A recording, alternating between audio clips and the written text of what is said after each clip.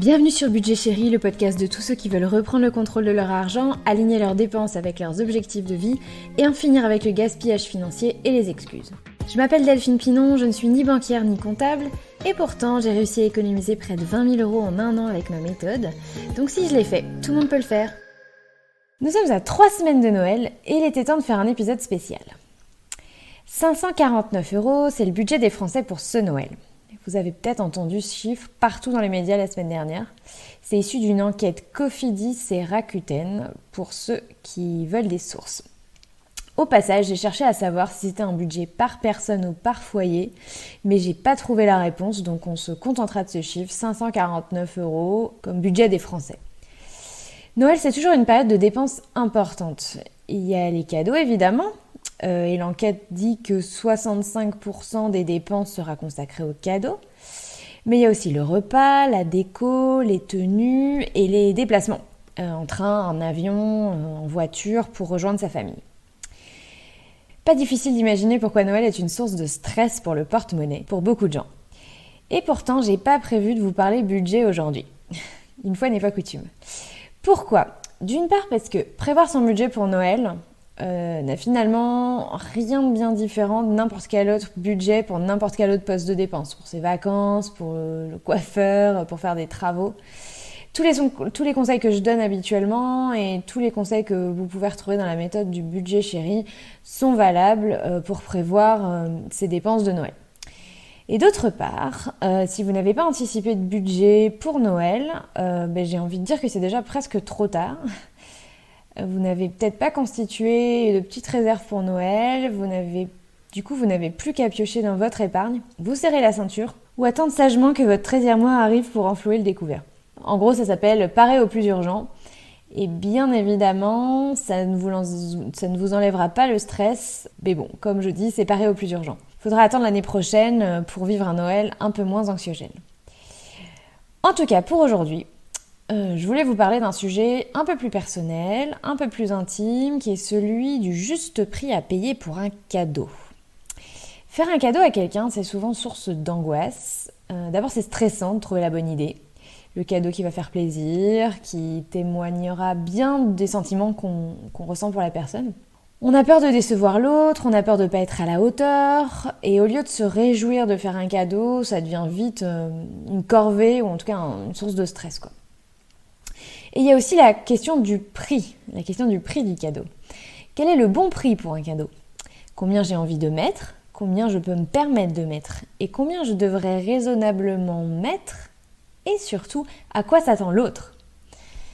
Et s'il y a bien une erreur qu'on fait tous, ou qu'on a tous déjà fait par le passé, c'est de considérer que le prix fait la valeur du cadeau.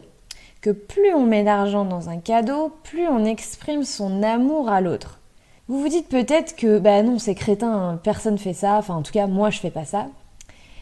C'est pas parce qu'on dépense beaucoup qu'on aime plus la personne. Ça c'est ce que vous vous dites peut-être. Parce que dit comme ça, effectivement ça semble un peu extrémiste, ça semble peut-être un peu débile.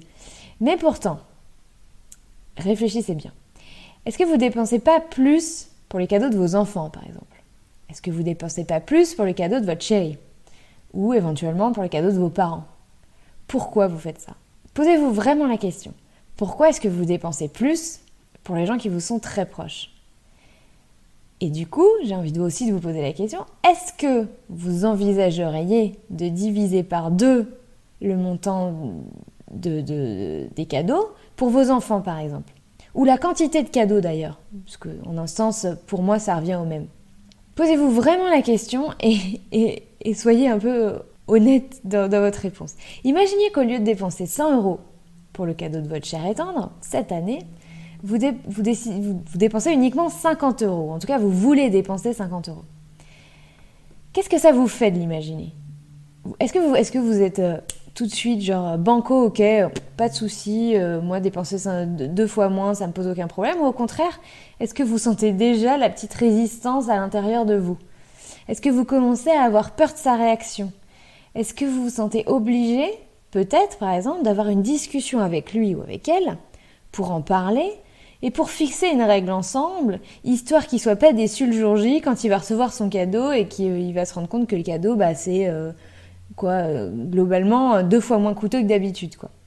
Oui, parce que dans mon exemple, si vous envisagez de réduire vos dépenses, le montant de votre cadeau à votre cher étrange par 2, mais que vous vous sentez obligé de fixer une règle avec lui, d'en parler, d'obtenir son accord, histoire de valider que vous êtes sûr qu'il soit pas déçu à la fin, c'est un peu, entre guillemets, c'est un peu triché, quoi.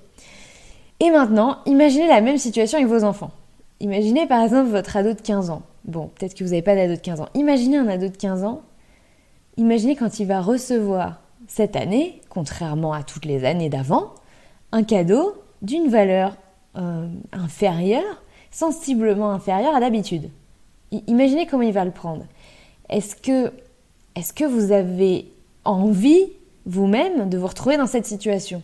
De la situation d'offrir un cadeau qui est susceptible de décevoir les attentes de l'autre. C'est pas si simple, hein.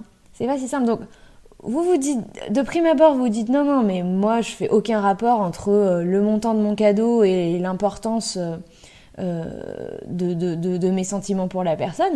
Et puis, vous voyez que si vous posez concrètement dans une situation où vous dites, ok, cette année, je divise par 2 le montant de mes cadeaux à mes proches, en l'occurrence mes enfants, mon compagnon, etc., est-ce que c'est si simple que ça ? D'ailleurs, ça me fait beaucoup penser à l'épisode numéro 5 qui parlait de la peur de passer pour un radin, parce qu'il y a un peu de ça aussi dans cette histoire. Parce que quand on fait un cadeau, on a peur de décevoir l'autre, on a peur de passer pour un radin, mais surtout, une partie de nous fait un lien assez évident entre le prix que ça m'a coûté et l'importance de la personne à qui j'offre le cadeau. J'ai déjà aussi partagé cette anecdote avec vous, mais l'année dernière, j'ai offert une combinaison de ski à mon petit-neveu, et cette combinaison m'a coûté 7 € sur le bon coin. Et je me rappelle que j'ai dit à ma sœur, je vais peut-être compléter mon cadeau avec autre chose, parce que 7 €, c'est pas beaucoup. Évidemment, elle m'a dit que non, c'était pas la peine, que je pouvais m'en tenir à ça, que c'était déjà un super cadeau, et que le prix n'avait vraiment aucune importance, quoi. Avec le recul, d'ailleurs, je me dis, c'est fou que j'ai pu penser ça, alors que, mon neveu, il avait l'année dernière 5 ans, autant vous dire qu'il a aucune notion du prix des choses. Mais ce qui m'est passé par la tête, c'est que je me suis dit qu'en tant que tata, il fallait que je le gâte, quoi. Voilà, c'est un enfant, etc. Alors que en vrai, j'ai horreur de ça. J'ai horreur des orgies de cadeaux pour les enfants, mais c'est fou parce que moi-même, je me suis retrouvée dans ma propre contradiction, quoi. J'ai horreur de voir des enfants qui sont submergés de cadeaux et qui savent plus où donner de la tête. Et moi-même, j'allais me retrouver dans ce truc de me dire, 7 € c'est pas assez, je vais peut-être lui en offrir plus, comme ça il aura plus de cadeaux, comme ça il sera plus content, quoi. Et peut-être que même encore plus, si je vais encore plus loin, il sera plus content et il aimera encore plus sa tata. Il y a un peu de ça derrière, quoi. Et ça me fait aussi penser à une autre anecdote qu'on m'a racontée récemment.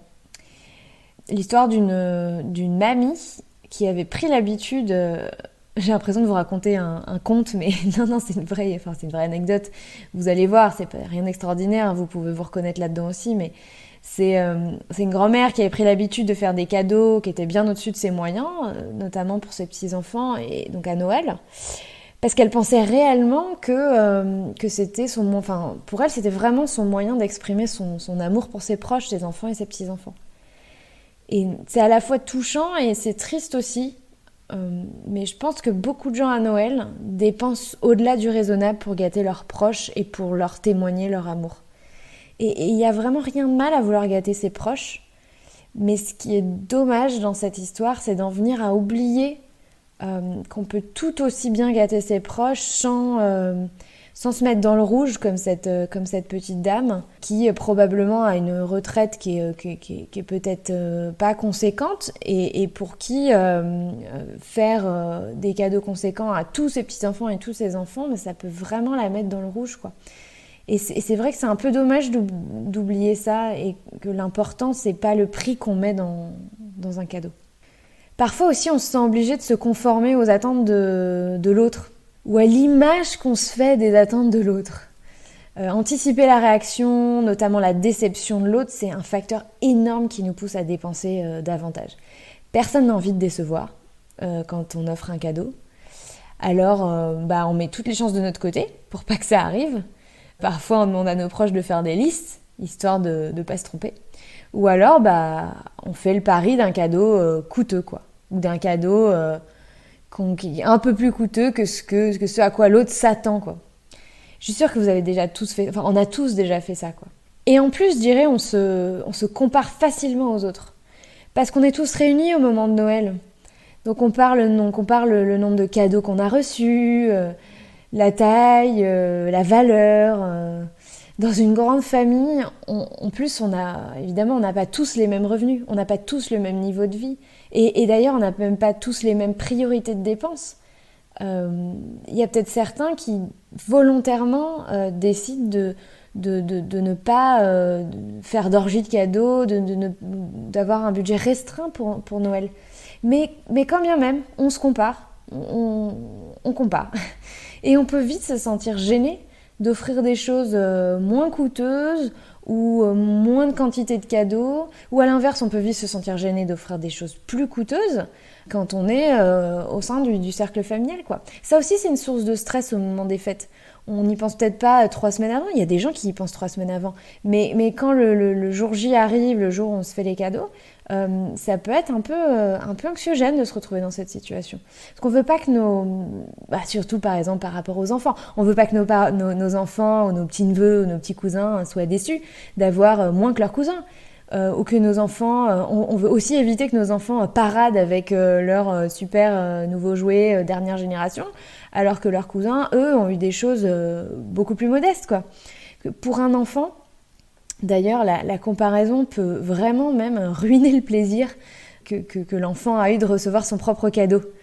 Il a peut-être reçu un truc, il est très content de l'avoir eu, il l'avait mis sur sa liste, etc. Et puis tout d'un coup, il voit son cousin qui a le truc maxi, machin, 2 fois plus gros, 2 fois plus moderne, qui fait 2 fois plus de bruit. Et paf, tout d'un coup, il est trop deg, quoi. Donc l'idée d'être dans une proximité et de pouvoir se comparer peut effectivement facilement jouer en sa défaveur et faire penser aux parents que mince, on n'a pas offert le bon cadeau, il est trop déçu, alors que non, en fait, il était très content, c'est juste qu'il a vu le cadeau de l'autre et oui, de fait, il est un peu envieux, quoi. Mais voilà, c'est un peu normal, quoi. On a tendance à considérer qu'on doit offrir des choses à la hauteur de notre niveau de vie. Donc, plus je gagne bien ma vie et plus je dois offrir des cadeaux coûteux, quoi. C'est difficile dans ce contexte de ne pas tomber dans la surenchère, vraiment. Difficile de changer aussi sa façon de voir les choses et son comportement si on n'arrive pas à se libérer de la pression des autres, de la peur de décevoir, de la peur du jugement, de la peur de réaction des autres, quoi. Mais on doit vraiment se libérer de ça, sinon on ne sort pas de cette surenchère.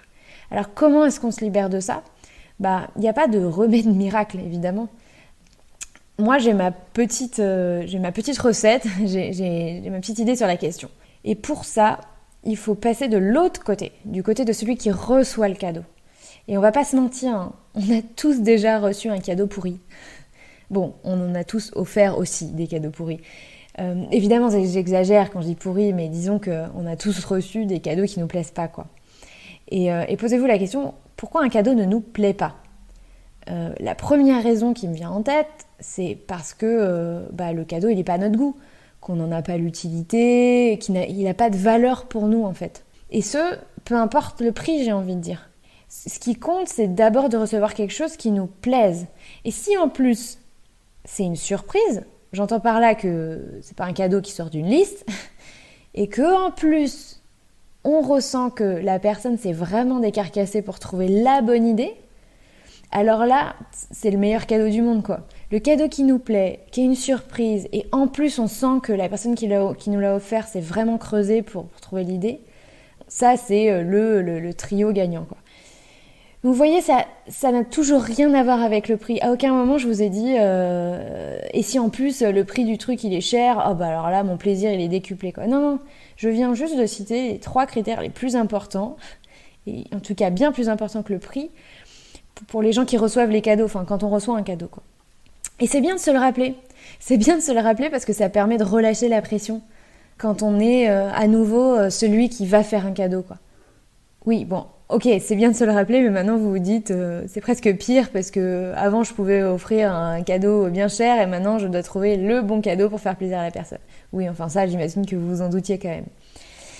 Et sur ce sujet, je me rappelle très bien une année, ça fait un moment maintenant, une année où j'ai dit à mes parents, cette année je ne vous fais pas de liste, oui parce que je fais des listes, surprenez-moi les parents. Et cette année j'ai reçu un cadeau, un iPod, donc beau cadeau quoi, cadeau coûteux, technologie, etc. quoi. Mais figurez-vous que moi j'ai été vraiment déçue cette année et mes parents le savent très bien, je ne sais pas cacher ma déception quand je reçois un cadeau. Et pourquoi j'étais déçue? Parce que à l'époque, et c'est toujours le cas aujourd'hui, j'ai pas de plaisir, enfin je déteste écouter de la musique avec des écouteurs. Je me suis jamais baladée dans la rue avec des écouteurs, ni chez moi dans ma chambre, à aucun moment. Voilà, j'aime pas faire ça en fait. Et j'étais déçue du coup parce que pour moi, ce cadeau-là n'avait pas de valeur. Vous voyez, on est encore dans la différence entre le prix et la valeur des choses. C'est un bel objet coûteux, mais pour moi, il n'avait pas de valeur parce qu'il n'avait tout simplement pas d'utilité. Comme quoi, si on se remet dans la perspective de celui qui offre, ça a finalement vraiment rien à voir avec le prix qu'on met dans un cadeau, quoi. Et se remettre à la place de celui qui reçoit, ça aide beaucoup à relativiser l'importance du prix et ça aide beaucoup à relâcher la pression et du coup à se dire ok bah je peux faire des cadeaux sans me soucier de ce critère-là quoi. Voilà, ça c'était mon astuce pour se libérer de la pression sociale et se libérer de nos propres croyances limitantes d'ailleurs. Mais j'ai aussi quelques bons conseils quand même avant de vous quitter sur la façon dont on peut aborder Noël un peu plus sereinement, notamment en termes de dépenses. Premièrement, c'est Noël et c'est pas la fin du monde, donc ça sert à rien de dépenser comme si c'était le dernier jour de votre vie. Je sais qu'il y a des gens qui aiment beaucoup faire des extravagances à Noël. Mais on peut très bien se faire plaisir à Noël plus simplement avec moins de choses à manger, moins de produits luxueux sur la table et comme on vient de le dire, des cadeaux moins coûteux. Et avec toujours autant de plaisir à partager des moments en famille parce que c'est quand même l'essence et l'essentiel de Noël. Mais bien entendu que pour consommer intelligemment et pour réduire son budget à Noël, il faut un minimum d'anticipation quand même et de préparation. J'en profite pour féliciter tous ceux qui ont tellement anticipé qu'ils ont profité des promos de novembre et du Black Friday pour faire l'intégralité de leurs courses de Noël. Je vous dis chapeau, j'en ai pas fait autant, mais moi je trouve que c'est vraiment probablement la meilleure stratégie à adopter. Mon second conseil, c'est de penser récup, seconde main et occasion. Posez-vous la question, pourquoi offrir toujours du neuf quand on peut trouver des choses excellentes, en très très bon état, en seconde main? Surtout pour les enfants, j'ai envie de dire, parce que évidemment, la durée de vie d'un jouet, d'un vêtement pour un enfant, elle est tellement courte que c'est parfaitement inutile de se ruiner, ou même des fois, c'est parfaitement inutile d'acheter des choses neuves, quoi. Sauf que pour ça, pour pouvoir acheter de la seconde main et de l'occasion, il faut vraiment pas s'y prendre à la dernière minute. Il va falloir que vous farfouillez un peu sur le Bon Coin, sur Vinted, que vous trouviez votre objet, prenez en compte les délais de livraison qui sont souvent un petit peu plus longs. Donc c'est vraiment maintenant qu'il faut y penser. De même que pour tous ceux qui sont des accros de vente privée, effectivement, c'est des choses qu'il faut vraiment anticiper parce qu'une semaine avant Noël, plus aucun délai de livraison n'est garanti. Et enfin, mon troisième conseil concerne les chaînes de cadeaux. Alors les chaînes de cadeaux, c'est génial. C'est ce qu'on fait entre amis, entre potes, même des fois en famille. Vous savez, on tire au sort quelqu'un à qui on doit offrir un cadeau et ça nous évite de faire 50 cadeaux à tous ses amis, quoi. Alors c'est génial les chaînes de cadeaux, moi j'en fais plein. Mais si c'est pour acheter des babioles à 5 € venues de Chine et achetées sur Amazon, qui vont probablement finir à la poubelle, j'ai envie de dire que c'est du coup pas l'idée du siècle. Donc si vous faites des chaînes de cadeaux, essayez de penser malin quand vous faites des chaînes de cadeaux. Et je peux vous donner quelques petits exemples de choses que j'ai vues autour de moi ou que j'ai fait avec mes amis. Par exemple, vous pouvez imposer un cadeau fait main très marrant, ça demande à tout le monde de s'impliquer. Vous pouvez aussi, dans la même veine que ce que j'ai dit tout à l'heure, imposer à chacun de faire un cadeau en occasion. Donc acheter sur le Bon Coin, Vinted ou récupérer dans le grenier de ses grands-parents ou j'en sais rien. Mais en tout cas, quelque chose qui n'est pas neuf.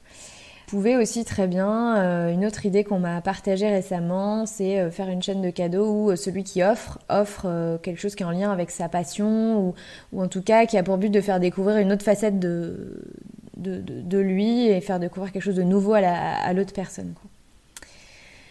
Voilà, écoutez, c'était quelques petits conseils pour vous permettre d'aborder ces périodes de Noël plus sereinement et l'idée de faire des cadeaux avec beaucoup plus de sérénité. Et j'espère que surtout vous ne vous imposerez plus de dépenser des sommes que vous n'avez pas envie de dépenser ou que vous ne pouvez pas vous permettre de dépenser. Voilà, c'était vraiment le but de l'épisode, de ne pas vous sentir contraint par une forme de pression sociale à l'approche des fêtes. Si l'épisode vous a plu, n'hésitez pas à en parler autour de vous et à le noter sur Apple Podcast ou sur Podcast Addict pour les utilisateurs d'Android. Et sur ce, je vous dis ciao, bye bye!